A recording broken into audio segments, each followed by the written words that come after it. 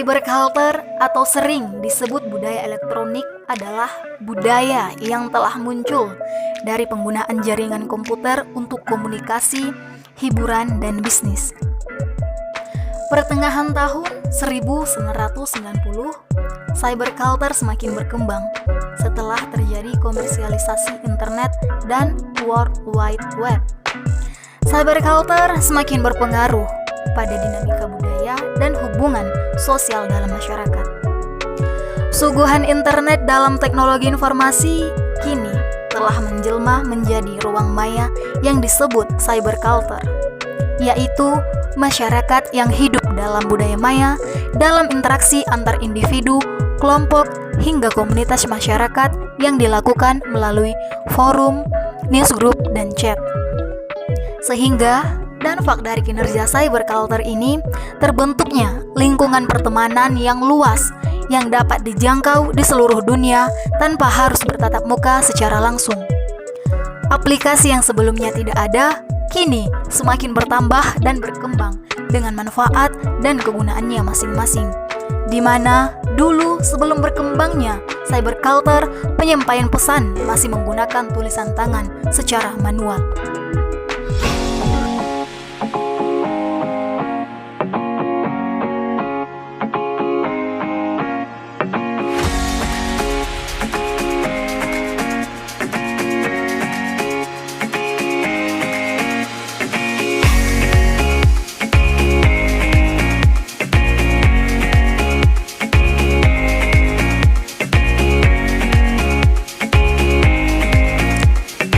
Zaman yang semakin maju menjadikan internet dan teknologi informasi menjelma menembus ruang maya yang disebut cyberculture, yaitu masyarakat yang hidup dalam budaya maya dalam interaksi antar individu, kelompok, hingga komunitas masyarakat yang dilakukan melalui forum, newsgroup, dan chat. Dampak dari kinerja cyberculture ini terbentuknya lingkungan pertemanan yang luas yang dapat dijangkau di seluruh dunia tanpa harus bertatap muka secara langsung. Aplikasi yang sebelumnya tidak ada, kini semakin bertambah dan berkembang dengan manfaat dan kegunaannya masing-masing, seperti Instagram, Telegram, WhatsApp, Facebook, YouTube, TikTok, dan lain sebagainya.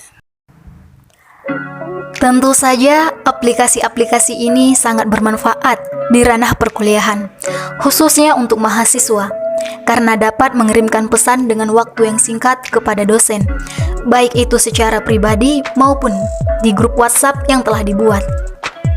Berbeda dengan dulu, sebelum berkembangnya cyberculture ini, penyampaian pesan masih menggunakan tulisan tangan terbungkus dalam kertas yang diberi perangko dengan kurun waktu yang cukup lama untuk bisa sampai pada si penerima.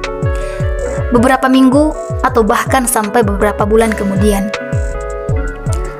Selain itu, mahasiswa juga dapat mengetahui segala informasi secara terperinci hanya dengan melihat di internet melalui sumber-sumber yang terpercaya.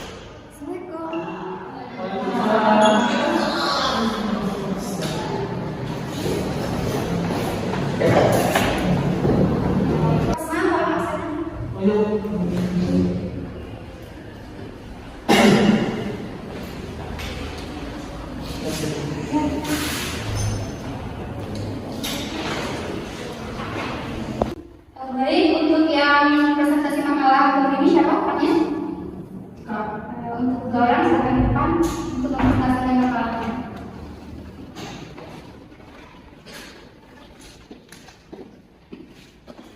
Silakan apa itu sebentarnya?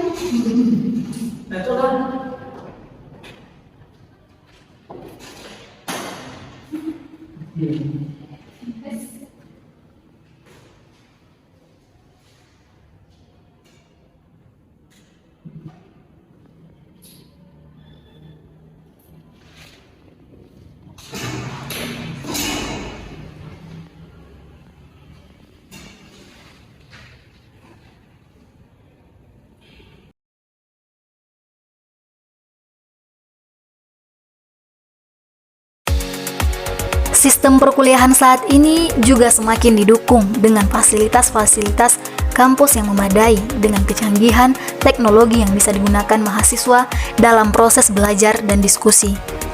Sangat berbeda zaman sebelum berkembangnya cyberculture secara menyeluruh, di mana hanya menggunakan papan tulis dan spidol sebagai sarana untuk dosen menjelaskan beberapa materi yang belum dipahami oleh mahasiswa dan makalah berupa kertas HPS dari fotokopi. Sekarang, cyberculture telah sepenuhnya hadir di era yang serba canggih ini, memenuhi kebutuhan mahasiswa. Contohnya seperti telepon genggam dengan beberapa merek yang terkenal di pasaran digunakan untuk berbagai hal.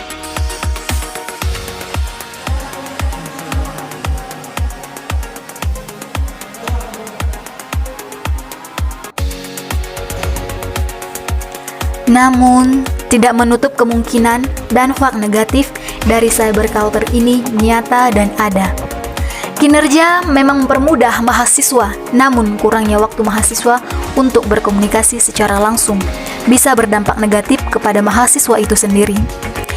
Karena membuat sebagian mahasiswa bisu seketika jika bertemu tatap muka dengan lawan bicaranya.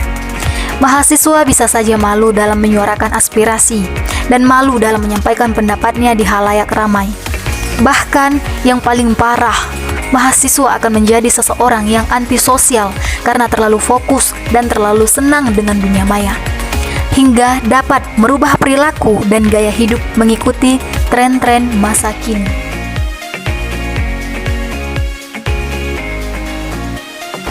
Beginilah gambaran cyberculture di sistem perkuliahan. Siap, perubahan itu nyata. 지금부터 시작해봐 앞을 달려 Running running 세상에 소리쳐 막다른 길이 나타나도 난 괜찮아 지금부터 시작